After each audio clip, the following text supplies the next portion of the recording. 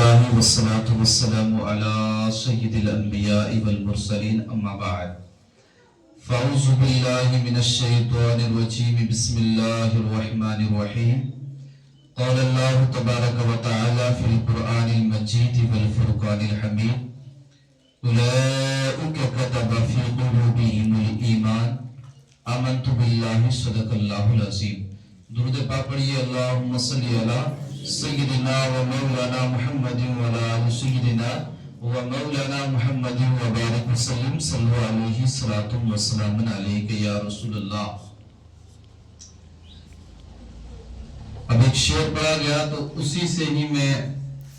کچھ اصلاحی باتیں بھی ہو جائیں گی اور اعلیٰ حضرت کے کلام سے محفل کا آغاز بھی ہو جائے گا۔ اعلیٰ حضرت ایک نعت لکھ رہے تھے، ان کی مہک نے دل کے غنچے کھلا دیے، ان کی مہک نے دل کے غنچے کھلا دیے، جس راہ چل دیے ہیں کوچے بسا دیے ہیں۔ اعلیٰ حضرت کے بھائی استاذ زمن آپ کلام لکھا کرتے تھے تو حضرت داغ دہلوی کو اپنے کلام چیک کروایا کرتے تھے، جن کا لقب استاذ الشعراء ہے۔ تو ایک روز اعلیٰ حضرت امام احمد رضا کے بھتیجے استاذ زمن کے بیٹے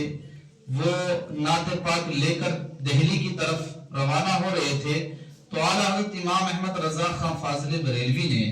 ارشاد فرمایا، کہاں جا رہے ہو؟ کہا والد محترم نے یہ نعتیں لکھی ہیں کہ داغ دہلوی سے یہ چیک کروا کے لے آئیں، میں جا رہا ہوں۔ اعلیٰ حضرت امام احمد رضا نے اس میں مقطع نہیں ابھی لکھا تھا، فرمایا کہ یہ لے جاؤ اور اسے بھی چیک کروا کے لے آئیں۔ اب امام احمد رضا کی نگاہ کیا دیکھ رہی تھی، کہاں پر تھی، کس وجوہ کی بنا پر مقطع نہیں لکھا، اس کی بھی حکمت ہے جو آج پوری دنیا جان رہی ہے اور پہچان رہی ہے۔ گئے وہاں پر سب سے پہلے استاد زمن کا کلام چیک کروایا، کروانے کے بعد اعلیٰ حضرت کی جب یہ نعت داغ دہلوی پڑھ رہے تھے، ان کی مہک نے دل کے غنچے کھلا دیے، جس راہ چل دیے ہیں کوچے بسا دیے ہیں۔ اللہ کیا جہنم اب بھی نہ سرد ہوگا، رو رو کے مصطفیٰ نے دریا بہا دیے ہیں۔ آنے دو یا ڈبو دو اب دو تمہاری جانب، کشتی تمہیں پہ چھوڑی لنگر اٹھا دیے ہیں، اور میرے کریم سے گھر قطرہ کسی نے مانگا، دریا بہا دیے ہیں، دربے بہا دیے ہیں۔ اور داغ دہلوی یہ سن رہے تھے اور جھوم رہے تھے، اور جھومتے جھومتے یہ کہہ رہے تھے یہ کلام لکھا نہیں گیا بلکہ یہ لکھوایا گیا ہے۔ اور پھر اس میں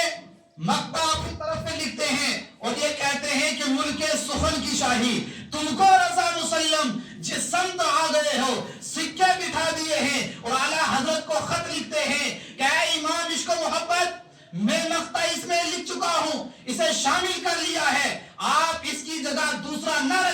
کیجئے بلکہ اسی کو شامل کیجئے۔ آج پوری دنیا اس نعت کو پڑھتی ہے، اور داغ دہلوی اتنا بڑا جو امام الشعراء ہے، جس نے امام احمد رضا کو فن شاعری میں بھی اپنا امام تسلیم کر لیا، اور یہ شعر کہہ کر بتا دیا کہ میں تو استاد الشعراء کہلواتا تھا، لیکن میرے استاد بھی کوئی اگر ہے تو وہ امام احمد رضا خان فاضل بریلوی کی ذات ہے۔ تبھی تو کہہ دیا کہ ملک سخن کی شاہی تم کو رضا مسلم، جس سمت آ گئے ہو سکے بٹھا دیے۔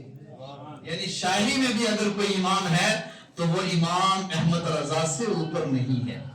یہی آپ کے سامنے سید صاحب بیان کر رہے تھے تو میں نے کہا اس میں جو ہے چاشنی اور پیدا کر دی جائے، اس میں کچھ حاشیہ لگا دیا جائے تاکہ آپ لوگوں کی سمجھ میں آ جائے۔ الغرض اعلیٰ حضرت امام احمد رضا کی ذات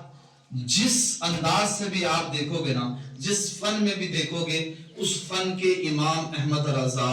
امام نظر آتے ہیں۔ اعلیٰ حضرت امام احمد رضا کو اللہ تعالیٰ نے ایسے وقت میں دنیا میں بھیجا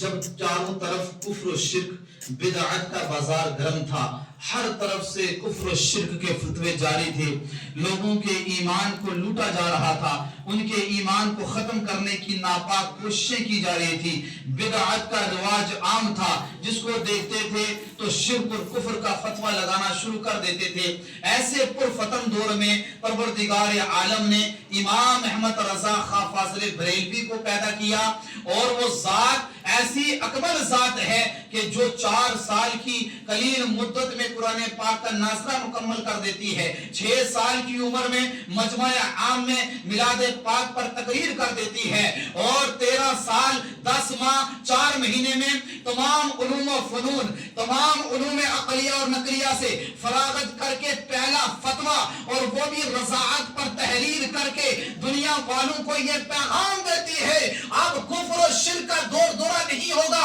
بلکہ اللہ رب العزت نے ہندوستان کی سرزمین پر مصطفیٰ کریم کا معجزہ بنا کر امام عشق و محبت امام احمد رضا خان فاضل بریلوی کو پیدا فرما دیا ہے۔